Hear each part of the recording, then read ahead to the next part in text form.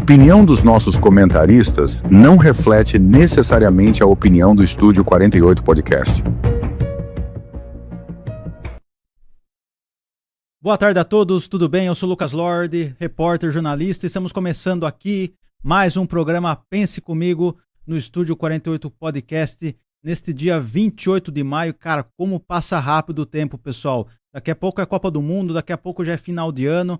Estamos começando aqui o programa e hoje vamos falar de um assunto aqui muito importante, um assunto que tem a ver comigo também, com um projeto pessoal que eu estou fazendo. Mas antes de a gente começar o programa, eu queria apresentar aqui, nosso programa aqui tem tudo a ver com o livro, hein, pessoal? Estamos aqui na mesa com o livro do Val Rocha, Noia Biluz e a Curadora dos Cabelos Vermelhos. Estamos aqui com o livro do Araújo, Um Brinde ao Nada, e o livro Contos Astrais. Astrais, do Cláudio Augusto. Histórias da Terra e do Céu.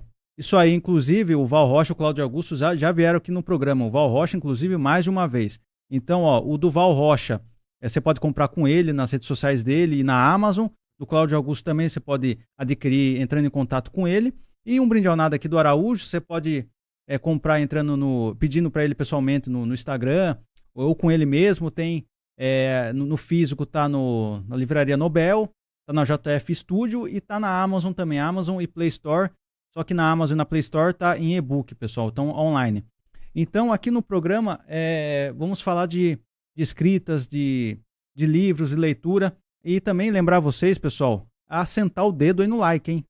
YouTube do Estúdio 48 Podcast, se inscreva, comenta, compartilha, siga nossas redes sociais, Pense Comigo, Estúdio 48 Podcast no Instagram, o Pense Comigo também está no TikTok. Então o seu engajamento é muito importante, pessoal, para o nosso crescimento, para a nossa audiência aqui.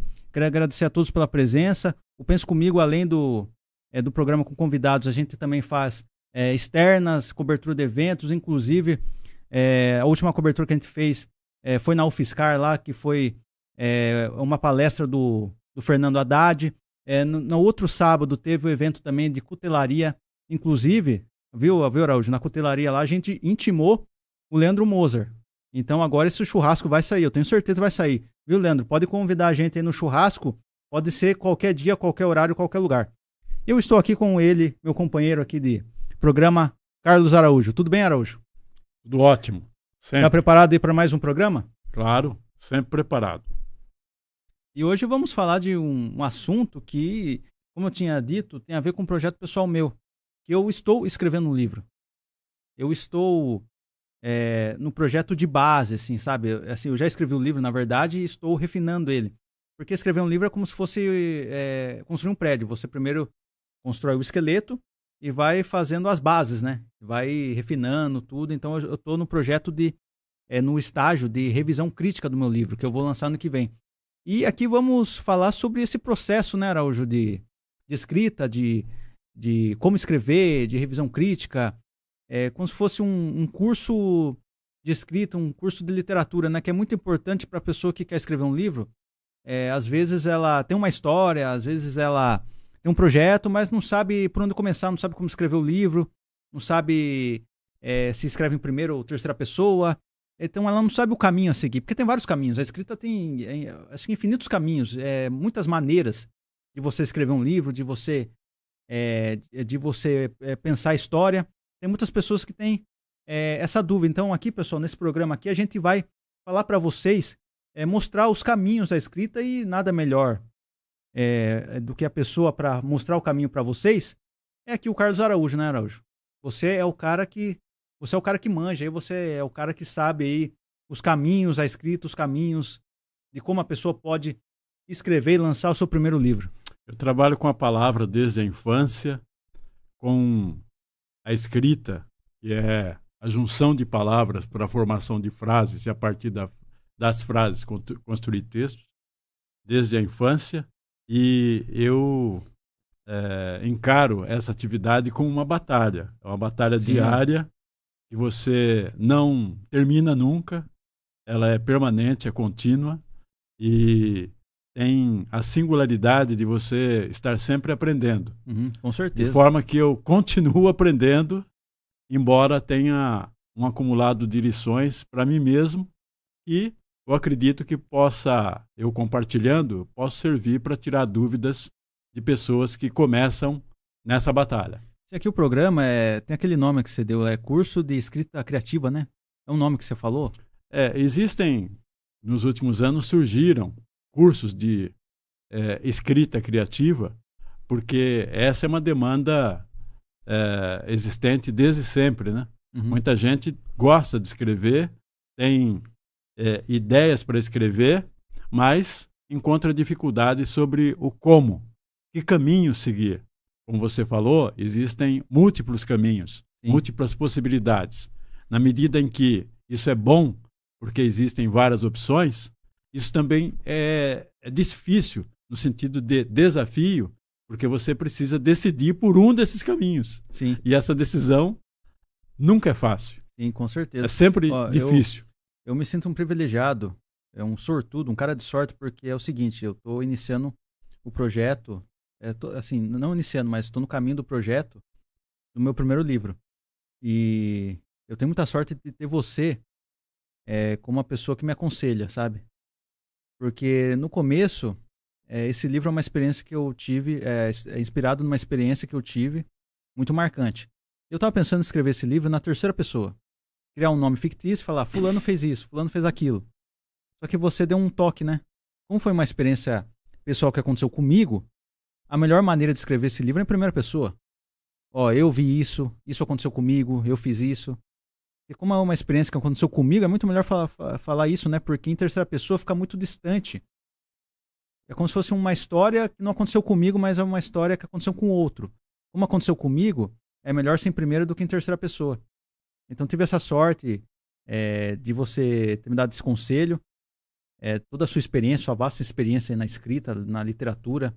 Você escreve desde criança, lê todos os livros aí da literatura.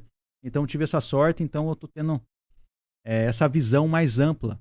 E tô tendo um caminho mais claro do que eu posso seguir nessa minha jornada literária, entendeu? É como se fosse, assim, construir uma casa, construir um prédio, qual que é a melhor forma, os melhores materiais para fazer, entendeu? O melhor caminho. É mais ou menos nesse sentido também, né, Araújo? Eu queria lembrar uma coisa também, é contraditório, mas você lembra que eu sugeri para você não entrar nesse caminho da literatura? Não, é verdade. Não vá por aí. Mas sabe o que era? Não vá por aí, eu falei, lembra? Lembro, mas sabe o que é? Parece que a literatura puxa a gente.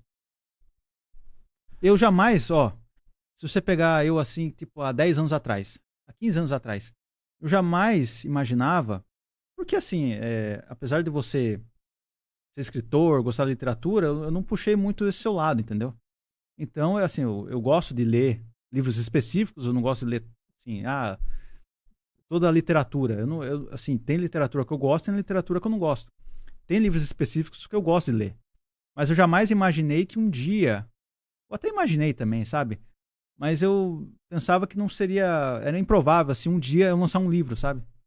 E esse dia chegou, porque me puxou, sabe? É uma história que eu escrevi na época dessa minha experiência. Eu escrevi na época, comecei a escrever, reescrevi, voltei, deixei engavetado.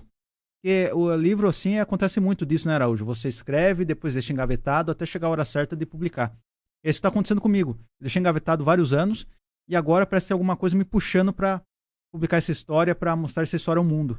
É isso que eu me sinto. E eu dei essa sugestão para você não seguir esse caminho, porque é o seguinte, a vida, ela é muito dura, muito difícil, muito cheia de surpresas desafiadoras. E você tem que ter uma avenida principal a ser percorrida que garanta o seu sustento e a realização dos seus projetos você falou de assim, vida. Isso mais ou menos, principalmente pelo lado financeiro. E a literatura, ela, na maioria dos casos, ela nunca é essa avenida principal. Então você tem que definir uma profissão para garantir a sua sobrevivência. E a possibilidade de realizar projetos que tornem a sua vida o mais digna possível. E a literatura, nesse caso, ela tem que ser um caminho alternativo, paralelo a essa avenida. Então você vai percorrendo essa trilha paralela, mas na medida em que você garanta uma profissão que é a sua avenida principal. Então, a questão é que se você se você investe nas duas avenidas, você tira energias para percorrer a avenida principal, que é o sustento da sua vida. Sim. Não, a não ser então, se você divide forças. A não ser que você... Esse é o problema. Na avenida da escrita, a não ser que você dê muito certo, você se torne um escritor famoso, né?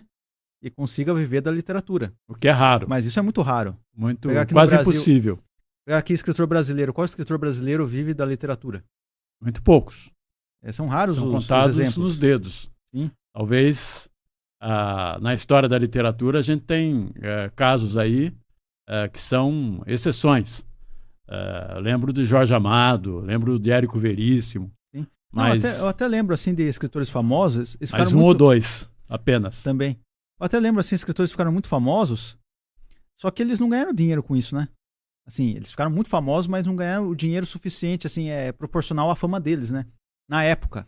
Hoje, depois eles morreram, hoje são super conhecidos, mas na época eles não ganharam dinheiro com isso, né? Tem casos assim também. E outros ganham, até para conseguirem sobreviver, mas com o que vem agregado ao produto livro. Uhum. Eles não ganham com as vendas, mas ganham com palestras, com cachês para frequentarem bienais, sim. né? Uhum, sim. Ou feiras de livros. Uhum. Eles ganham com um produto agregador em torno da atividade literária.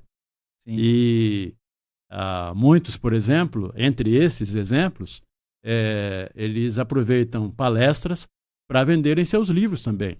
Uhum. Muitas vezes incluído o livro no convite. Isso é ótimo. Sim. É uma saída, é uma possibilidade. Isso amplia as possibilidades nesse sentido, que alguns conseguem viver de literatura, mas não diretamente com a venda de livro. Diretamente com a venda de livro é exceção. Então, mas esses escritores que ganham com palestras, com outros conteúdos, primeiro eles têm que ficar famosos com vendas de livros, né? Ou não. Para eles serem famosos, eles conseguem serem chamados para bienais, para palestras. Ou não, né? Às vezes eles se tornam palestrantes e a partir das palestras que eles escrevem livros para ancorar as suas apresentações e a partir de então o livro passa a ser um ganho adicional, mas juntamente com outras atividades. Também tem esse caminho. Me permita eu lembrar que a ideia para essa pauta aqui, vamos dizer, esse assunto, esse tema do programa de hoje, nasceu de alguém com quem eu converso nas redes. Converso com muita gente nas redes. Uhum. Pessoas que contam histórias e muitas dessas histórias são extraordinárias, comoventes, inspiradoras. E esse foi o caso dessa pessoa. Ele contou uma história pessoal que, contada, ela já era muito atraente, a história. Você ouvindo a história dele, contada por ele mesmo, você ficava emocionado. Muita gente ficou emocionada. E eu falei para essa pessoa, olha, sua história dá um livro, conte o livro, conte a sua vida em livro, com foco nesse drama que você viveu. E a pessoa falou, será? E outras pessoas responderam, incentivando essa pessoa. É isso daí, vá em frente. E vieram vários incentivos. Aí eu falei para ele, olha aí, tá vendo? Aí ele falou, me ajuda. Uhum. E eu fiz uma postagem resumindo em poucos minutos o que ele poderia fazer, que caminhos poderiam seguir, mas faltou dizer mais coisas. Aí eu falei, vou aproveitar um programa no Pense Comigo, procurando avaliar essa situação, dando umas dicas com base na minha experiência pessoal e na experiência que eu testemunhei em contato com autores vivos e também que já não existem mais, e com base, repito, na minha própria experiência, para apontar alguns caminhos. Uhum. Então eu trouxe aqui um roteiro de fala que pretende dar algumas indicações, mas a principal é a última. É isso mesmo, eu uso esse recurso para você ficar até Até o final final e ouvir e conhecer a principal indicação. Todas são importantes, mas a principal é a última. Pessoal, continua até o final aí, que a principal é bombástica, hein? Então, Exatamente. esse programa aqui, pessoal, é muito importante para você que quer escrever um livro, quer ter uma história, quer entrar no mundo da literatura, da escrita, mas não sabe por onde começar. Então, esse é o programa certo. Você desembarcou aqui no programa certo, pessoal. Então, eu, Araújo, vamos falar para vocês, principalmente o Araújo aqui, qual é o caminho, por onde começar, para você que tem para você que tem o sonho de ser escritor, você conseguir realizá-lo. Araújo, então, para começar, vamos supor assim, eu tenho uma história, eu quero contar história, quero escrever um livro, mas eu não sei por onde começar. Como que eu começo a escrever o livro assim? Assim, eu sei que tem que ter história primeiro, né?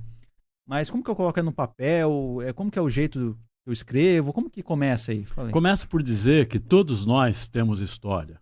Todos nós somos personagens e, portanto, somos agentes de uma história, como personagens, repito, e estamos caminhando em direção a algum lugar, algum destino, algum desfecho, algum desenvolvimento que pode nos levar a situações de prazeres ou de dores. Então, nós estamos construindo nossa própria história. E, em função disso, todo mundo tem um potencial para escrever a sua história.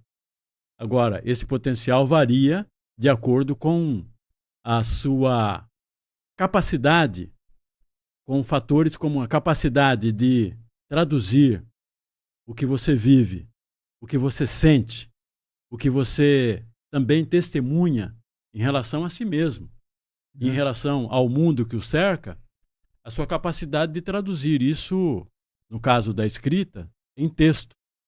Agora, se houver uma dúvida, vejamos, por exemplo, o que atrai numa mesa de bar. Está lá um grupo de amigos, e um conta uma coisa solta, um episódio. Eu fui em tal lugar, aconteceu tal coisa, encontrei tal pessoa. Meu time ganhou, meu time perdeu. Exatamente. Aí já são as histórias. Tá? Então, se a gente tem essa capacidade verbal de falar espontaneamente o que aconteceu quando você esteve em tal lugar, ou quando sofreu alguma dor emocional, alguma perda, ou quando está acontecendo alguma coisa muito legal, e você conta, você está contando verbalmente. Por que não contar também na forma escrita? O que muda então, é a linguagem. Da linguagem verbal você vai para o texto. Então esse é o desafio, né? Esse é um Porque desafio. Não é apenas pegar lá e escrever lá. Você tem que também ficar ligado na parte gramatical, né? E a gente sabe que a língua portuguesa talvez tenha uma das gramáticas mais difíceis do mundo. Então é muito difícil você transpor a sua história para o papel, para a escrita, porque tem todas essas complexidades, né? E aí vem o primeiro ponto. Da mesma forma, por analogia, eu falei do diálogo num bar, numa mesa de bar. Isso é prazeroso, né? Conversar com outras pessoas. Agora, no texto, a linguagem é diferente. Você tem que ter, da mesma forma que você tem que ter o domínio da fala, você tem que ter o domínio da linguagem escrita, porque ela vai ser a ferramenta para você traduzir em texto o que você quer contar, para você contar uma história. Sim. E se você não domina, não tem jeito. Então você tem que dominar a linguagem, a escrita. E como é que você adquire esse domínio? Lendo. Escrevendo também. Escrevendo também. Não é... Nada é... assim, quando você... as analogias apontam, os exemplos práticos indicam como as coisas têm que ser. Eu gosto muito de usar a figura do futebol. O cara nasce com o dom e gosta de jogar bola, mas ele tem que treinar para desenvolver. Você acha que você nasceu com o dom da escrita? Não tenho dúvida. O dom. Mas eu precisava aprender a escrever. E para aprender a escrever, eu precisava de um outro atributo. Precisava ser apaixonado pela escrita. Apaixonado ao ponto de me sentir sufocar se eu não escrevesse. Ou seja, eu tinha que escrever. O escritor, ele não consegue deixar de escrever, mesmo que ele não queira escrever. É como se um outro eu, ou um eu que é ele mesmo, mas que conversa com ele, e nem sempre ele concorda com esse eu, fosse mais forte que ele. Ele entende por razão, que ele pode decidir não escrever, mas existe um outro eu dentro dele que o impulsiona para a escrita. E ele não consegue deixar de escrever, e em algum momento ele acaba escrevendo e contando essa história. Mas para fazer isso, primeiro, repito, ele tem que dominar a capacidade de... Ele tem que ter uma capacidade básica, mas acima da média, de escrever. Então, essa é a minha dúvida. Por exemplo, tem uma pessoa assim que tem uma grande história, mas ela não teve essa vida de muita leitura, de muita escrita, ela não tem essa capacidade ou não tem esse costume, entendeu? De pegar lá e escrever, não tem essa vivência.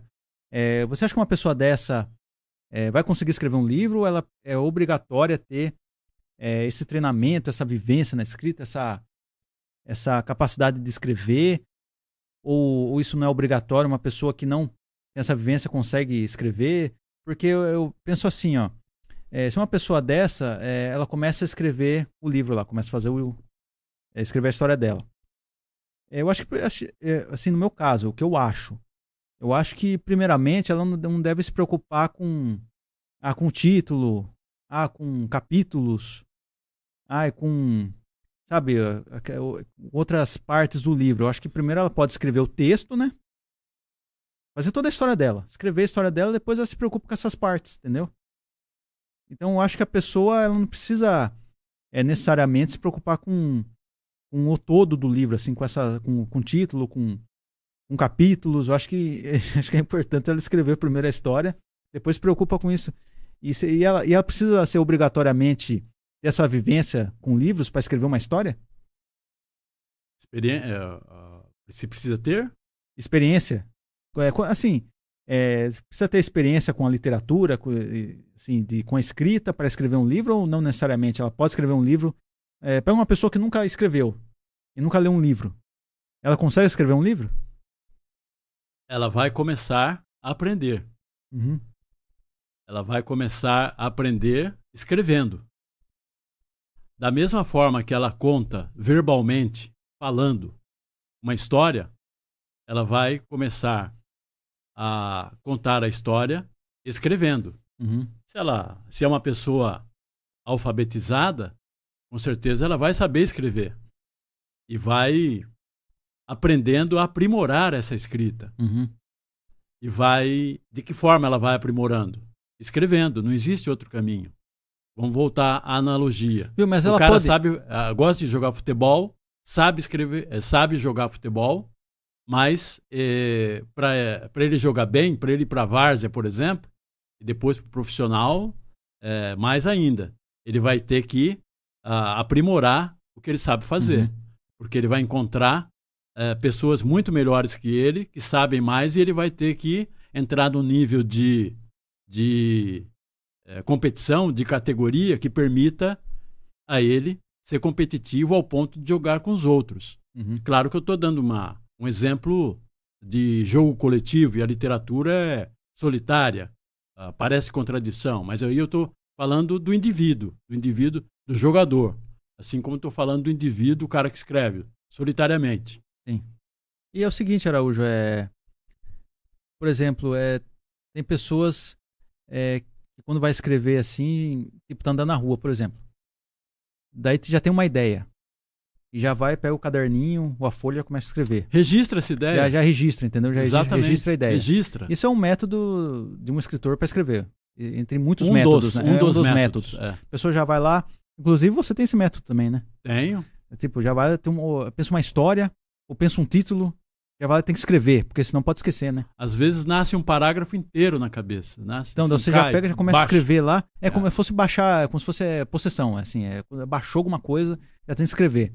Tem pessoas que para escrever precisa estar isolada. Ela precisa numa casa lá no meio do nada, longe da civilização, porque daí ela isolada lá, ela consegue baixar, sabe? Ter essa inspiração. Tem pessoas que precisam estar isoladas, assim, baixa inspiração, daí consegue escrever. Eu até lembro do filme lá, ó, O Iluminado. O Jack lá vai com a família naquele hotel lá, ele precisa estar isolado lá para conseguir escrever o livro que ele quer escrever, né? Então cada escritor tem esse método, né? O seu método é você estar andando assim baixo assim do nada, ou você tem que ficar isolado assim num lugar assim? Como que é o seu método assim? Baixa assim e já começa a escrever? Existem vários métodos, mas nem sempre você pode escrever seguindo uma fórmula que você propõe a você mesmo. Primeiro, porque tem a questão do tempo. Você não tem uma rotina que te permita... muita gente não tem, né? Uma rotina que te permita estabelecer uma rotina de escrita. Eu não tenho essa rotina. Não, inclusive essa daí... Eu sou repórter. Repórter tem muita atividade. Sim. Em horários, assim, que não podem ser previstos. Não, inclusive essa rotina que eu falei da pessoa se isolar em uma cabana isolada, eu já penso que é um escritor que vive da literatura, né? Porque se ele não vivesse da literatura, ele não teria tempo para ficar isolado. Eu pensei nisso também, né?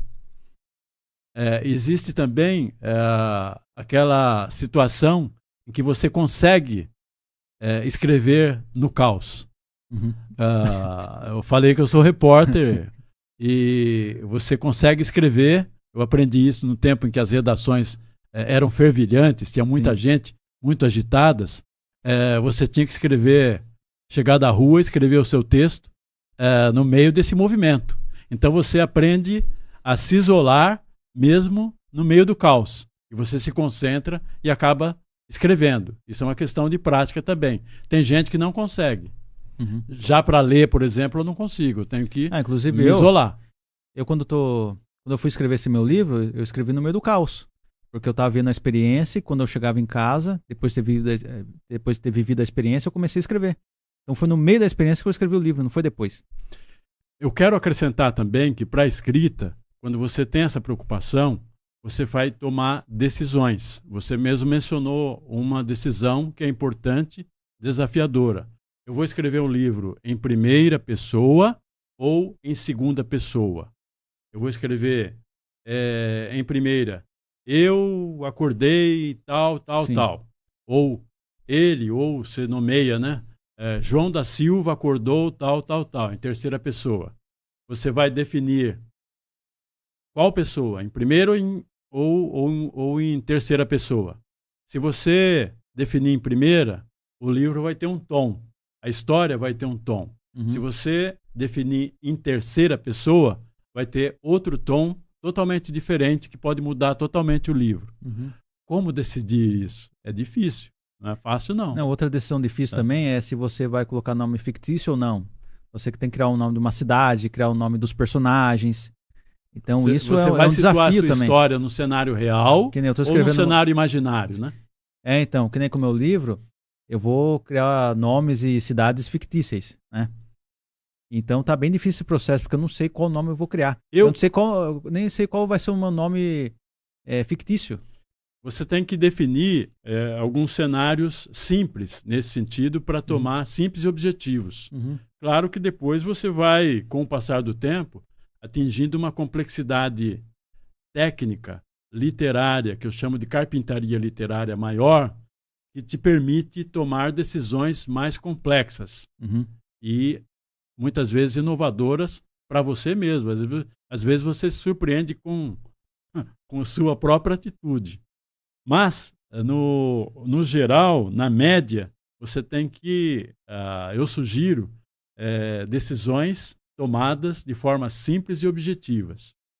Para criar essa simplicidade e essa objetividade, no caso de decidir se o livro vai ser contado, se a história vai ser contada em primeira ou terceira pessoa, em primeira pessoa, quando o personagem é concentrado nele mesmo e em poucas pessoas ao redor dele.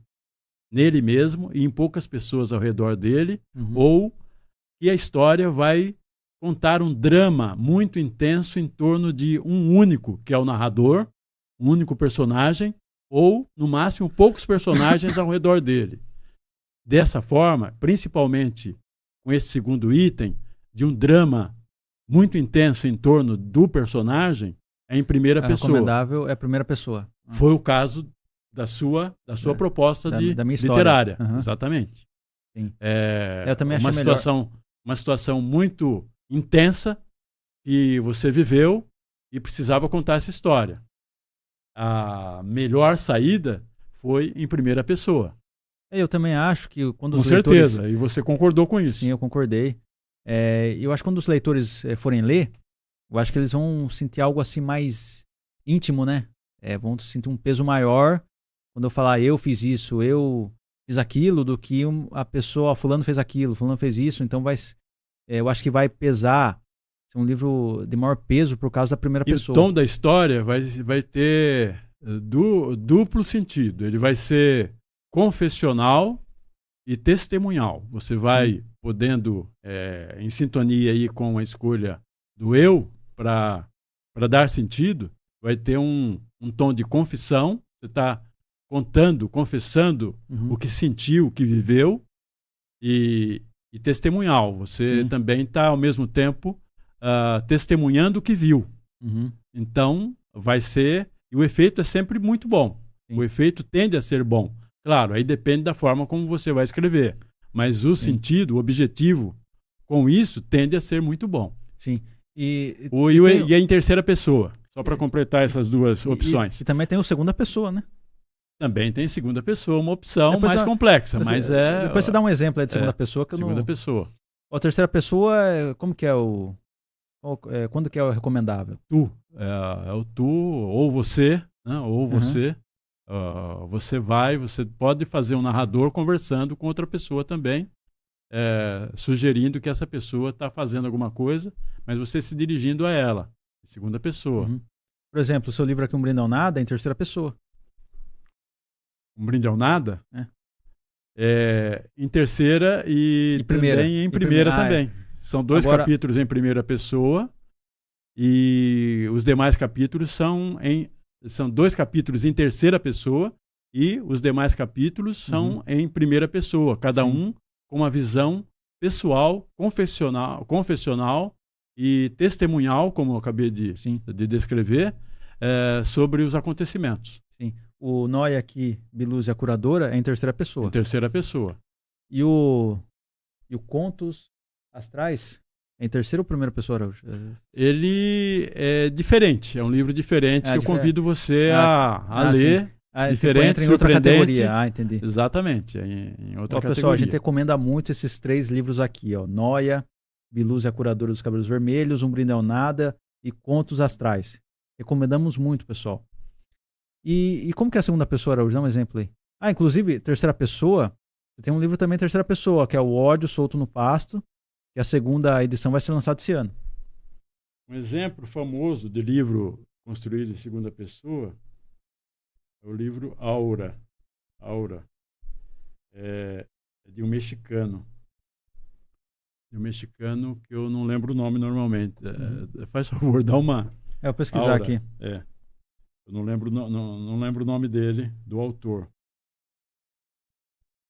Aura. Livro Aura. Tem às vezes Carlos Fuentes. Carlos Fuentes. Mexicano Carlos Fuentes. Aura é um romance curto, escrito pelo romancista mexicano Carlos Fuentes, publicado pela primeira vez em 1962, na Cidade do México. Esse romance é considerado ficção literária de realismo mágico por sua notável descrição de temas oníricos e pela complexidade da dupla identidade retratada pela personagem. Eu li esse livro há 46 anos, em 1980, Nossa, na Biblioteca Mário de Andrade. Eu lembro desse período, porque eu estava desempregado e eu saía de casa pela manhã, procurava emprego, passava as tardes e até à noite na biblioteca lendo romances, e um deles que eu li nessa fase foi o Aura, do Carlos Fuentes. Mas tem vontade de ler de novo? Tenho, é um dos vários livros que estão na minha lista de releituras. Mas você tem esse livro ou não? Não tenho. Eu li na biblioteca Mário de Andrade. Um dos poucos livros que você não tem, né?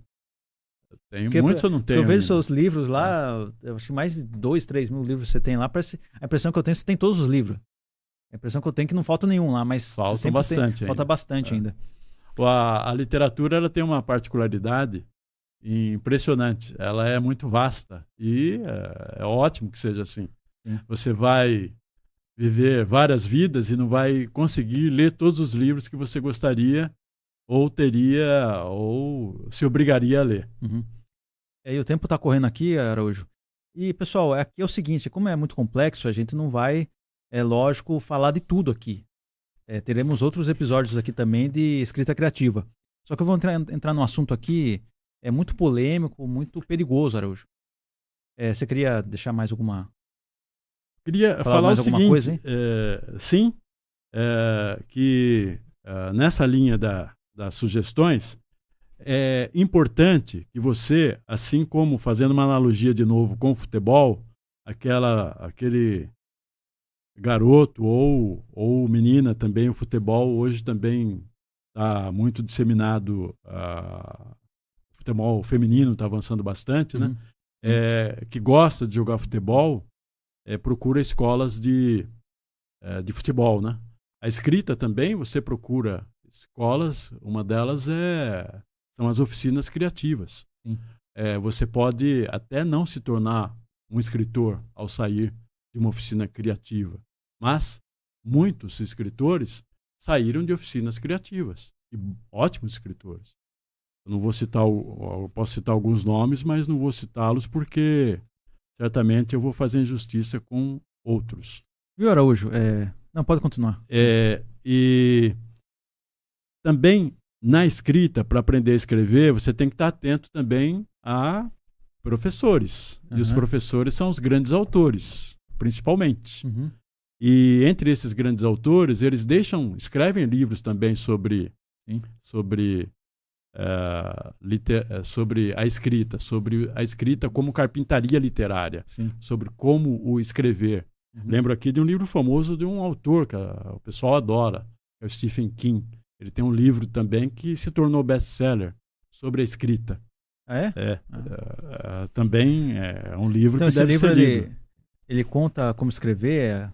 Ele fala a partir da experiência dele. A partir da experiência dele. Dá uma visão geral da escrita, que é uma aula fabulosa. É que você pensa assim, Stephen King só fala de livros de terror, né? Daí você não imagina que no meio ele tem um livro... É a generosidade. Muitos escritores... Que foge do gênero dele.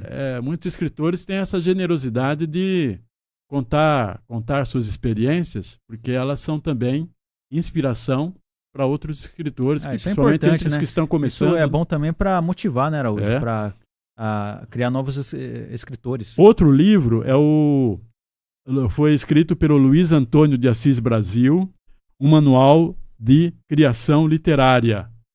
Esse é o livro.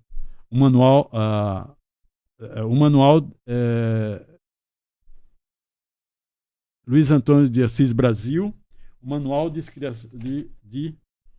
criação literária. O livro, o título mesmo, é Escrever Ficção, um manual de criação literária. É o título desse livro do Luiz Antônio de Assis Brasil. O outro livro, eu tenho esse em casa, mas eu não trouxe comigo. Esse aqui, olha. A Vida por Escrito, Ciência e Arte da Biografia, do Rui Castro. Outro, A Arte da Biografia, do grande Lira Neto. Como escrever histórias de vida. Arte da Biografia. Bonita essa fonte da letra, né? São livros que focam na biografia, mas, e a gente está falando aqui da ficção, a biografia é um outro terreno. Eu citei esses exemplos porque eles também ensinam sobre as técnicas de como construir histórias. Então, o que vale para muito do que vale para a biografia também vale para a ficção. Por quê? Porque a biografia também se apropria de técnicas da ficção para contar histórias. Apropria no sentido de técnicas de como contar, ou seja, como abrir uma história, desenvolver e concluir. Tem que ter objetividade, tem que ter ritmo, tem que ter um desfecho legal, importante, mas, embora guardadas as proporções, ou seja, existem diferenças acentuadas entre a biografia, que é uma espécie de reportagem, né? Longa reportagem, e os textos de ficção, onde na biografia você tem o compromisso com a precisão histórica, na ficção não. Na ficção você pode inventar muita coisa. Você pode criar lá que o ser humano voa, você pode criar seu próprio tipo de história, você pode imaginar qualquer coisa. Agora, na ficção tem que ter aquele compromisso histórico, né? Na biografia. O Franz Kafka demonstrou, depois que o Gregor Samsa acordou, depois de sonos intranquilos, transformado num inseto, aí pode tudo. A ficção pode tudo. E muitas vezes ela é mais real do que a realidade, porque ela permite ao escritor desvendar o fundo da alma humana, o que uma biografia não consegue, porque ela tem um compromisso de ser objetiva, né? Sim. De ser objetiva, eu quero dizer, um biógrafo, ele jamais, principalmente quando ele faz a biografia de alguém que já morreu, ele jamais poderia saber o que o biografado dele pensava em um acontecimento que ele está descrevendo. Ele pode descrever o que ele fez naquele acontecimento, mas não pode descrever o que ele pensava. Já numa ficção, ele pode fazer isso. E também tem aquilo, né, Araújo, como a biografia precisa de todo esse estudo histórico, essa precisão histórica, é muito importante que ela precisa ser remunerada, né? Já a ficção, ela pode não ser remunerada no processo de criação, né? Dependendo da proposta que você tem. Você pode fazer uma biografia que não seja remunerada também. Você gosta muito de um personagem e resolve fazer. Você pode fazer sem remuneração também. Pode fazer também. Entendi. Mas, normalmente, você faz, principalmente se for de pessoas vivas, biografados vivos, você faz de forma remunerada. Aí, Lucas, existem outras questões também sobre a escrita, sobre como escrever. Existem escritores que criam métodos próprios, métodos e hábitos.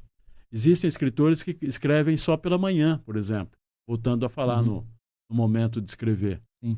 E existem, eu lembro de um autor muito famoso, Ernest Hemingway, o autor de Por Quem os Sinos Dobram, de O Sol Também Se Levanta, o mais conhecido dele talvez seja aquele O Velho Mar, né? Ele é muito conhecido.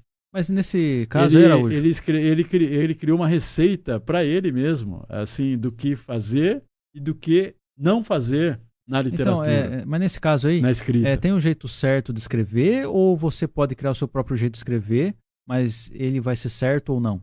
Você pode criar o seu próprio jeito de escrever, uma vez que a escrita ela é solitária, ela tem que se adaptar às suas condições, ao seu tempo, à sua vontade e aos seus objetivos e ideias de contar histórias. Então, são decisões, definições e perfis assim, de possibilidade de escrita são muito pessoais, né? Sim. Então, você mesmo vai fazer a sua.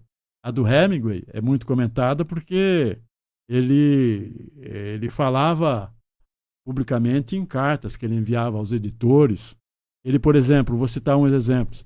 Ele descreveu para ele, definiu para ele, isso, o que é tomado pelas sucessivas gerações que gostam dele, como recomendações, escrever só sobre o que você conhece, sobre o que você viu, sobre o que você testemunhou, porque o resultado terá uma objetividade, um alcance muito mais forte, muito mais real, muito mais poderoso do ponto de vista literário.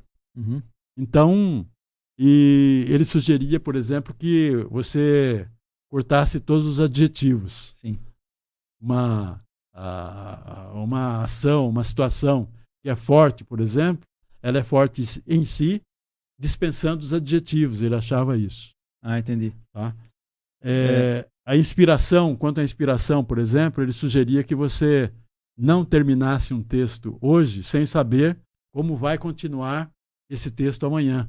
Por exemplo, você termina um capítulo e você tem ideia de como será esse capítulo será continuado, ou no mesmo capítulo, ou em um novo capítulo no dia seguinte. Uhum. Aí você suspende a escrita para escrever amanhã com o dia seguinte. No dia seguinte, você chegando ao dia seguinte, você sabe como retomar a escrita, entendeu?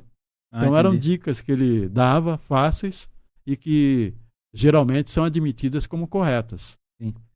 E Araújo, é o seguinte, tipo, terça-feira, eu tava em casa assim, eu fiquei sabendo de uma coisa sua, viu? Fiquei sabendo que você fez um bate e volta. Você foi pro United States of America. Você foi pra lá. Você foi pra Washington, D.C. Você foi pra White House, Casa Branca, visitar o presidente Donald Trump.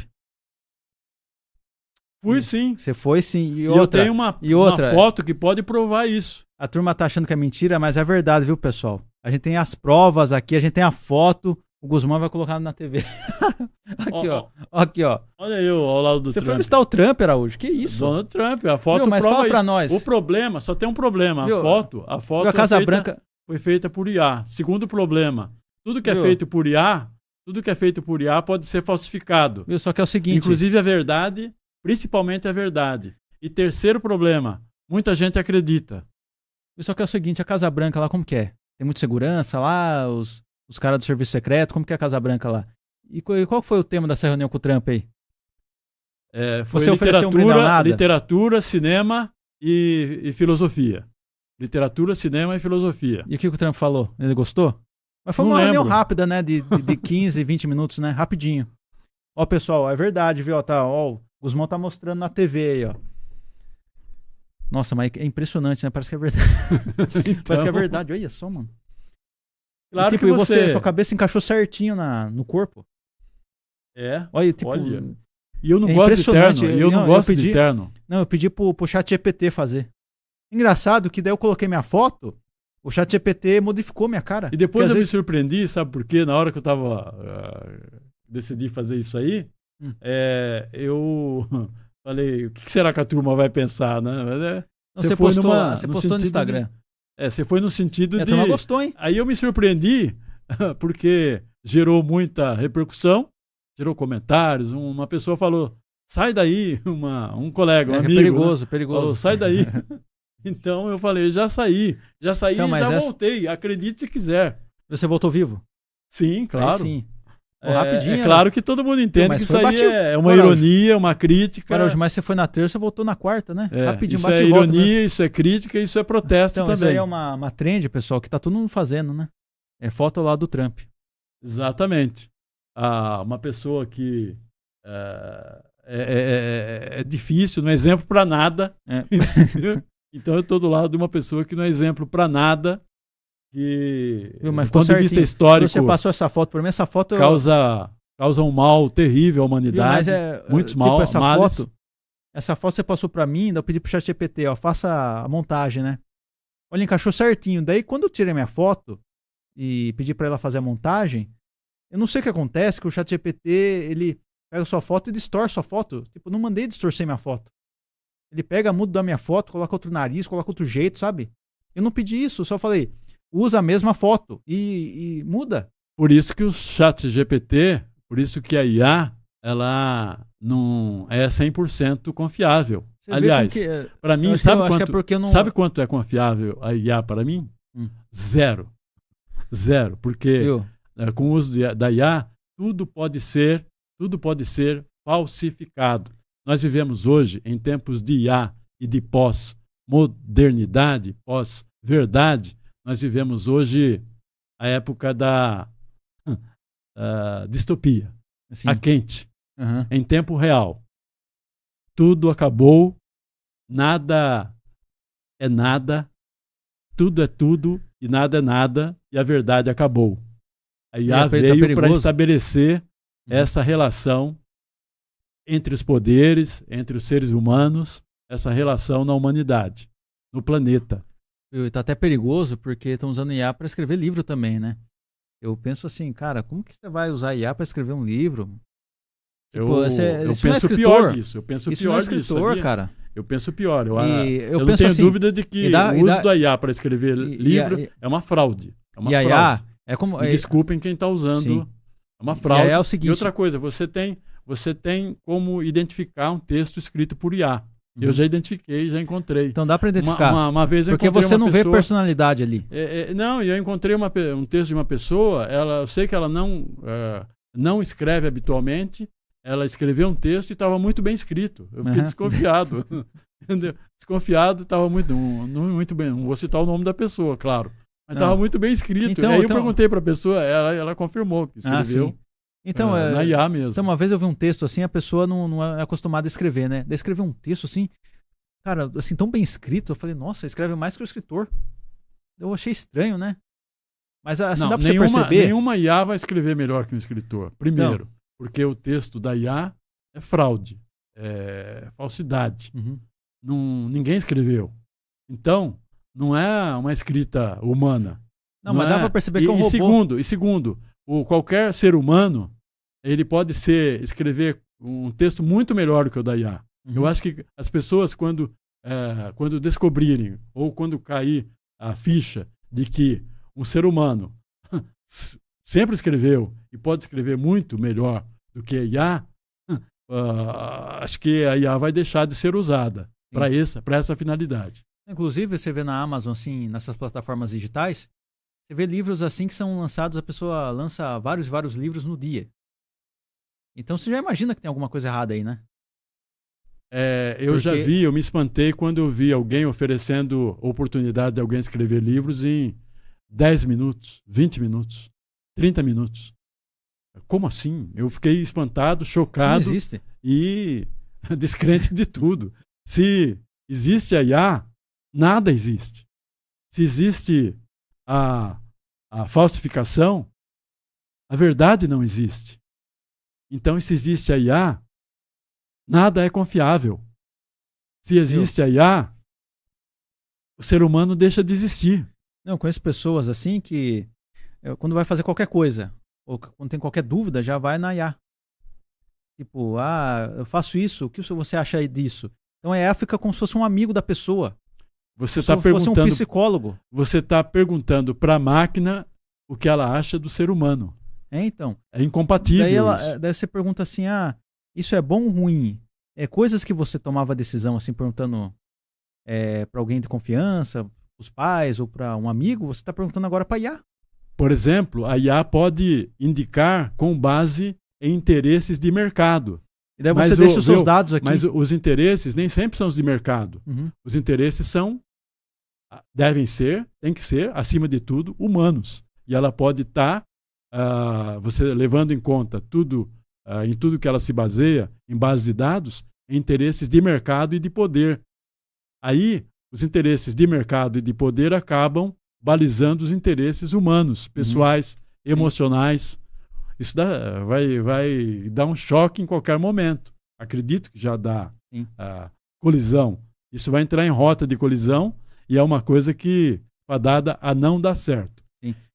Viu, Araújo, para a gente... continuar, só para concluir aqui, Lucas. Tá, beleza. Você quer concluir o raciocínio da... Exatamente, para chegar ao último e dar a última orientação, a última dica. Tipo, a nossa última dica Temos bombástica. quanto tempo? A gente tem uns 6, 7 minutos aí. Tá, então vamos passar rápido. Não, assim, Araújo, antes de você continuar, eu queria perguntar para você. O que define um escritor? Por exemplo, a pessoa lançou um livro. Ela já pode ser considerada uma escritora? Ou ela tem que lançar um livro assim, de importância, um livro muito bom para ser considerado um escritor? Ou ela lançando qualquer livro?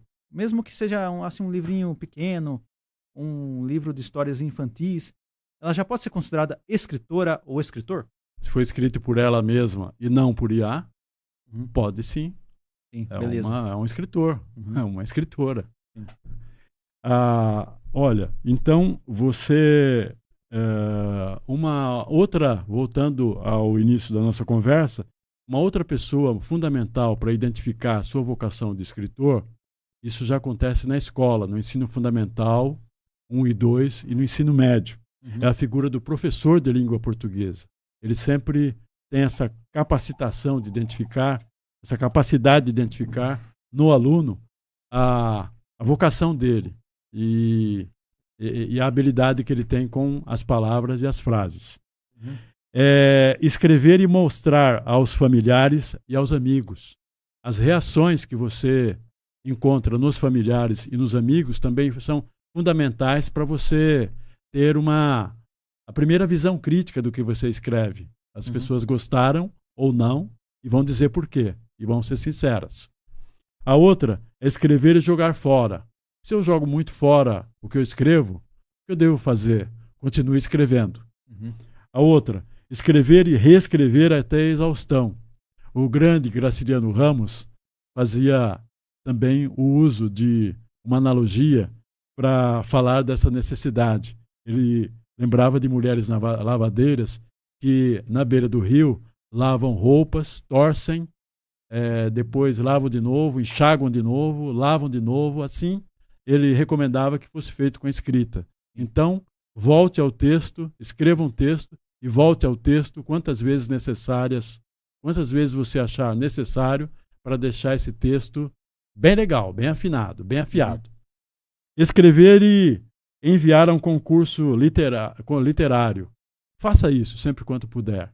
Claro que concurso literário bom é aquele que você ganha, mas vai que isso aconteça. Vai que você ganha. Então, envia o concurso literário. Aconteceu com você ganhou o prêmio Sorocaba de Literatura com O Ódio Solto no Pasto. Com o romance O Ódio Solto no Pasto. Aquilo lá, né? Que vai ter segunda edição esse ano, em setembro. Aquilo lá tem a questão do status e a financeira, né?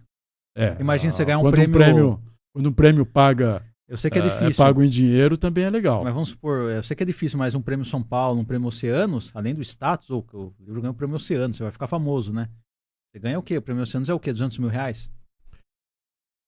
Não lembro. Mas é por aí. É o que mais paga. Vida, né? É o que mais paga. Dá um up assim absurdo. Escrever e postar nas redes. Hoje, com as redes sociais, com as redes digitais, você tem possibilidade de escrever, postar nas redes e obter reações boas. Isso ajuda muito os escritores Ajuda hoje. muito. Escrever uma reflexão. Você pode escrever todo dia um pensamento em relação a alguma coisa. Alguma coisa que você sentiu, viu, sofreu ou viveu e que seja alegre. A alegria também é inspiração literária. Não é só tristeza, não. Tá? Uma viagem bonita que você fez também é inspiração literária. Escrever um artigo na linha aí da dissertação com tese, argumento / justificativa e conclusão. É outro exercício legal também. Escrever e escrever um conto.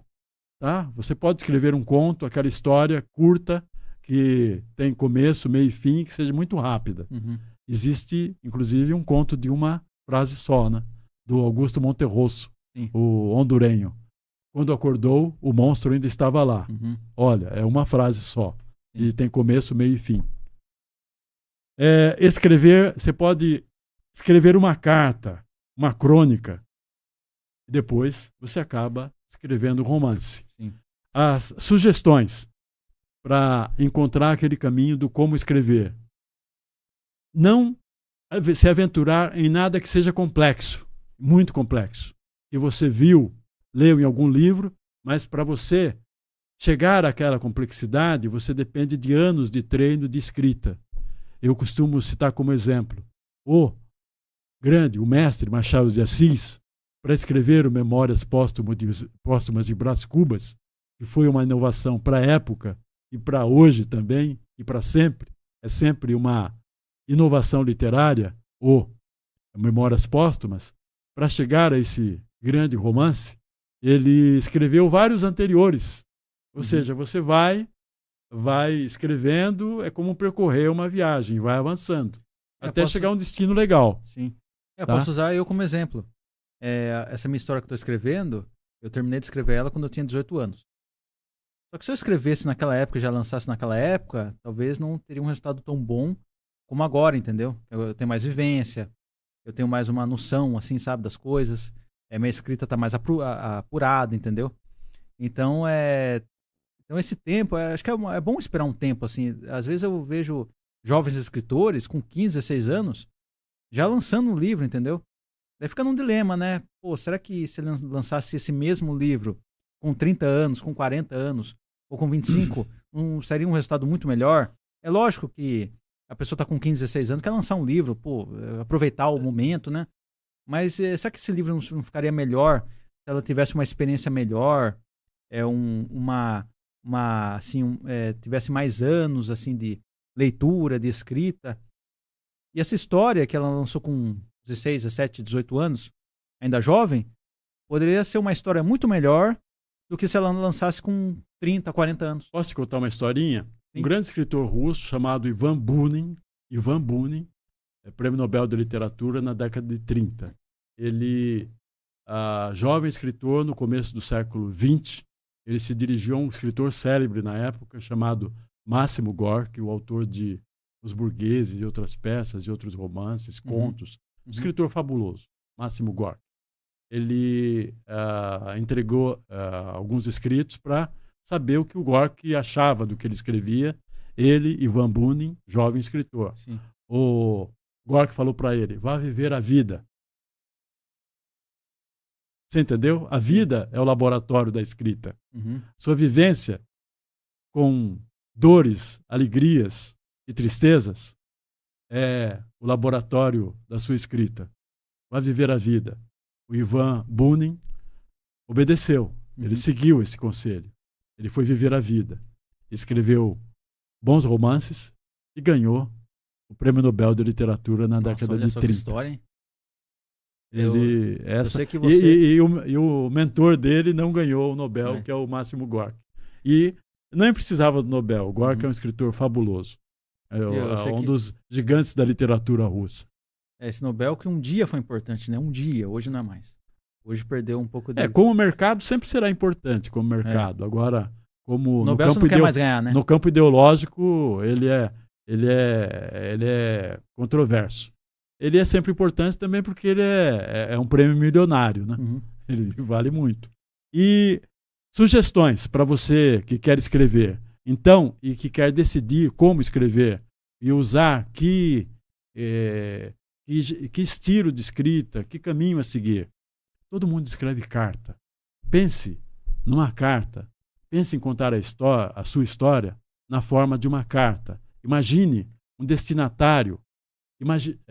Imagine um destinatário, mesmo que ele não exista.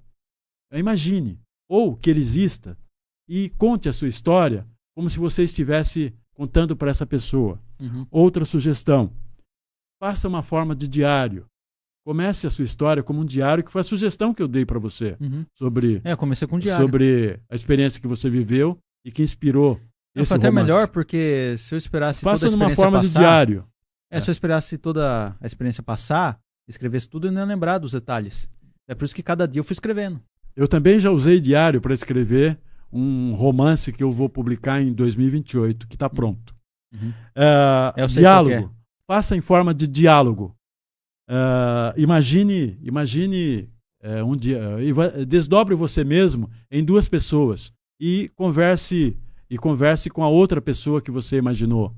O Machado de Assis tem um conto chamado A Desejada das Gentes.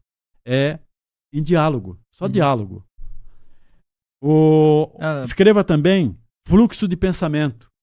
Você pensa todo dia uma coisa e vai escrevendo. E depois você vai juntar, alinhar da forma que você quiser, ou desalinhada, porque pensamentos. Sim. E quer ver uma escritora, uma grande escritora que tem obras assim, que são obras fundamentais? A Clarice Lispector. Ela tem obras que são pensamentos, são ideias. Ela como se ela fosse ela conversando com ela mesma. Apesar que a Clarice Lispector... Água Viva é eu tenho trauma dela. Ah, é? Eu tenho muito trauma dela Texto porque... difícil. Muito difícil. Teve uma prova lá do... Bom, depois eu conto essa história. Sonhos. Você já contou aqui, inclusive. Já contei aqui.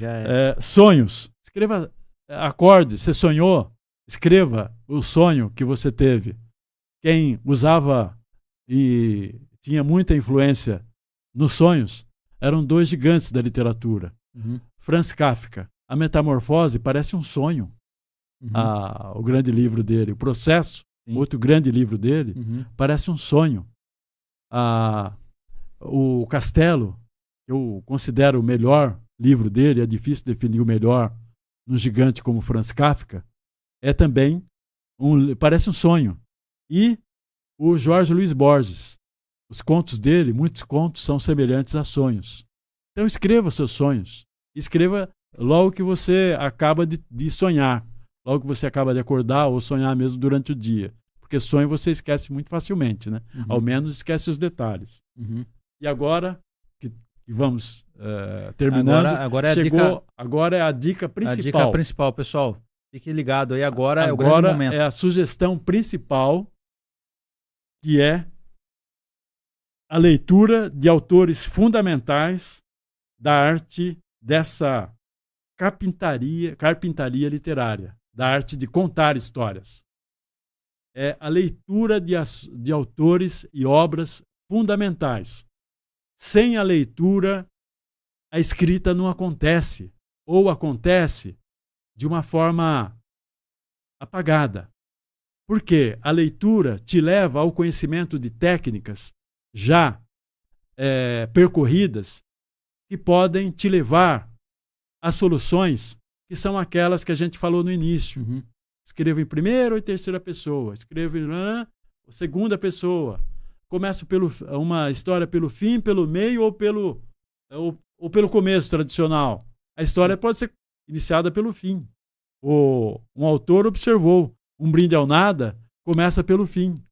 Aí ele resgata os motivos que levaram os envolvidos a cometer esse crime brutal e fala em seguida das consequências dos envolvidos no crime e das pessoas que estão ao redor dele.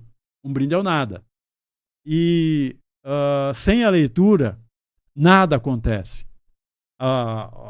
Meu laboratório de leitura, sabe qual foi primeiro? A cartilha da escola, óbvio. A cartilha Caminho Suave. Eu sou do tempo da cartilha Caminho Suave. Acho que é o primeiro laboratório da maioria, né? E claro, mas o grande laboratório meu, primeira leitura, foi a Bíblia.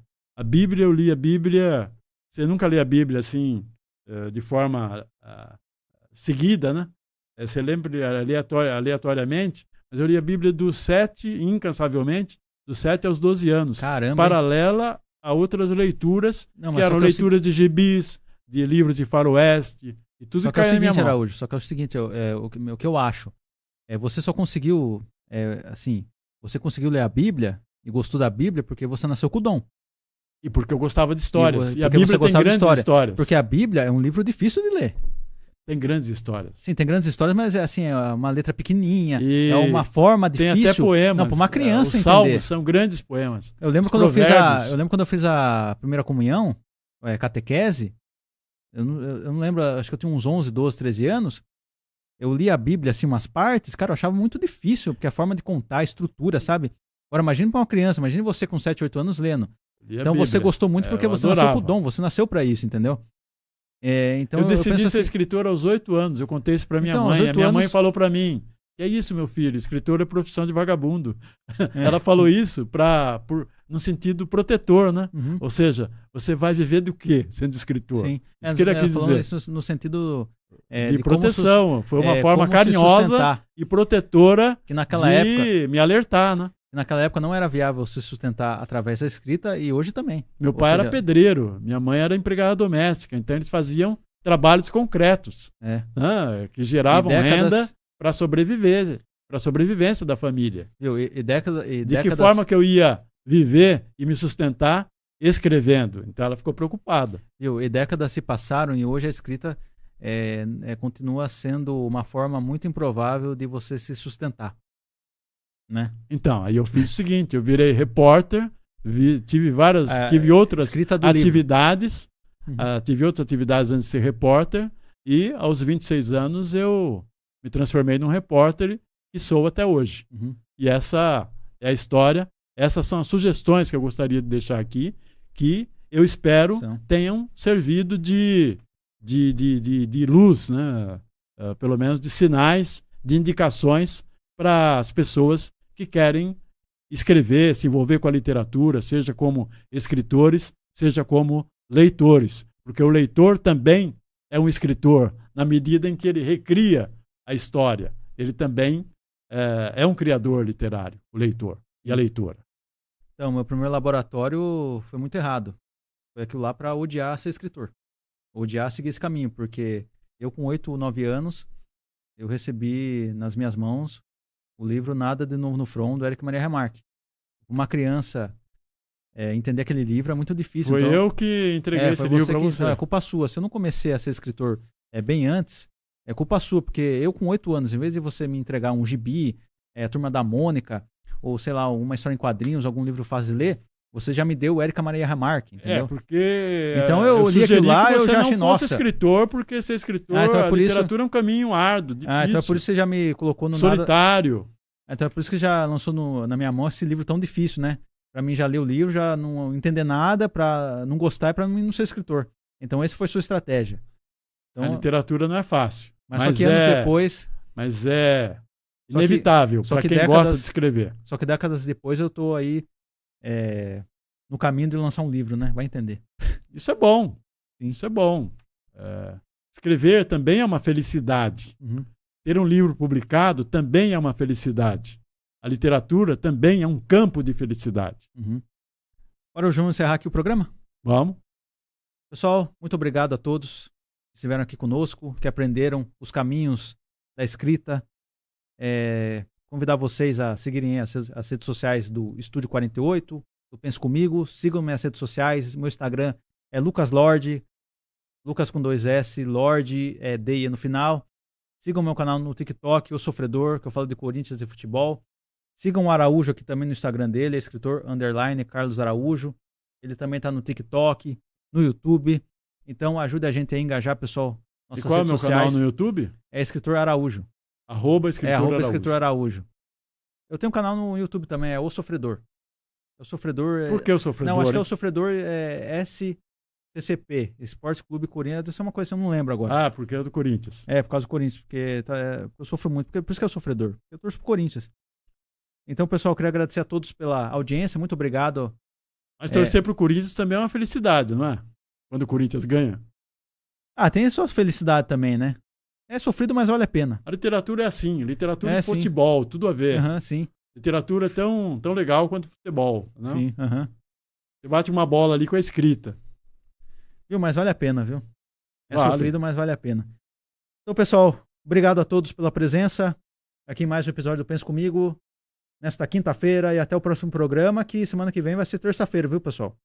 Porque quinta-feira que vem é feriado, né? É de Corpus Christi.